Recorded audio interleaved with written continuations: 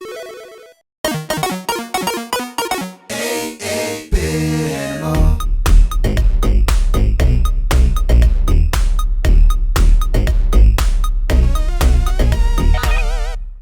you doing, good people? This is the 8-Bit Animal, and today we're going to talk about one of the more dependable things that happen on the NES. A Disney title from Capcom. You see, Capcom struck up a relationship with Disney and produced a number of games based on Disney's animated television offerings, the Disney afternoon block.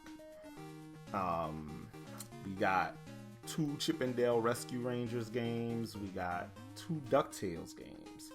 We got a Darkwing Duck game. And we got today's game.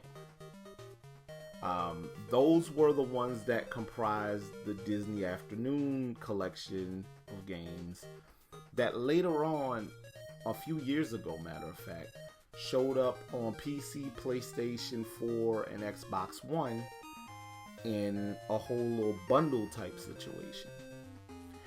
And this one, out of all of the other games, is probably the most different and the one that people kind of didn't really gravitate towards as much.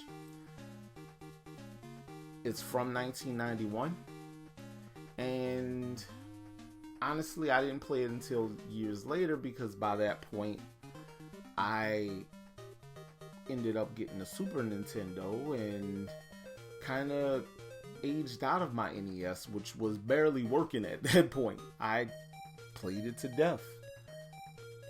Today, we're going to take a look at Talespin. Now, for the uninitiated, Talespin is essentially takes characters from the Jungle Book and puts them in a more modern compared to the Jungle Book environment. Baloo is basically a cargo pilot. King Louie runs a bar. Rebecca, this new character, Rebecca, and her daughter own a shipping company that Baloo works for. Shere Khan is the big bad. He's like the boss of the town or whatever. And Shere Khan hires these air pirates who are led by Don Carnage to sabotage Rebecca's business. Baloo and his little sidekick, the ex-pirate Kid Cloud Kicker, are there to kind of thwart those plans.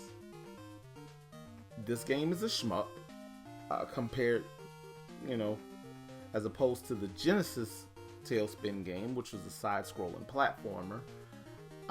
And it's a really different type of shmup. You press a button, Baloo will do a little loop and be flying upside down, and you can shoot the opposite direction. You can kind of aim diagonal down and all that. And for the time, the controls just felt different to a lot of gamers. And a lot of people really didn't vibe with Talespin as much as they did the other Disney games from Capcom. Going back to it now, this game had a lot of potential, and I feel like it was a victim of ambition, and it was a victim of wanting to do something different. Is that a problem? Absolutely not. This game was better than we deserved, in all honesty. Much like the Little Mermaid game on the NES. That is kind of like a shmup meets Bubble Bobble. But, what you gonna do? Games were pretty good, and Capcom at this point was fully cognizant of how good they were at what they did.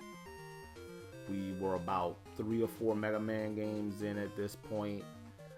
With years before, they had done Bionic Commando and Trojan and all those other great arcade ports.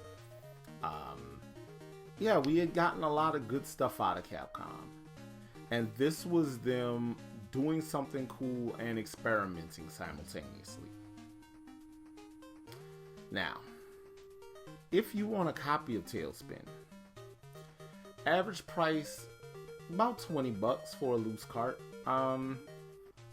Or if you don't have an NES, like I said before, the Disney Afternoon Collection compiles all of the games based on that Disney Afternoon block that was made for the NES. So 2 DuckTales games, 2 Rescue Rangers games, Darkwing Duck, and Talespin, and puts them on in a handy dandy little bundle for your digitally for your console or PC.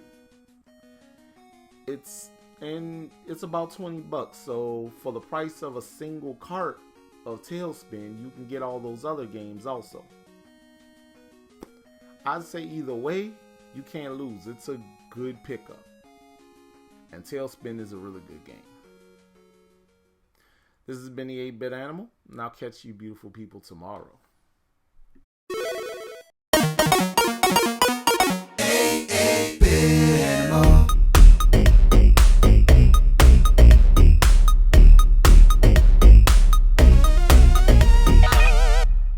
Tomorrow, elevator go down the hole.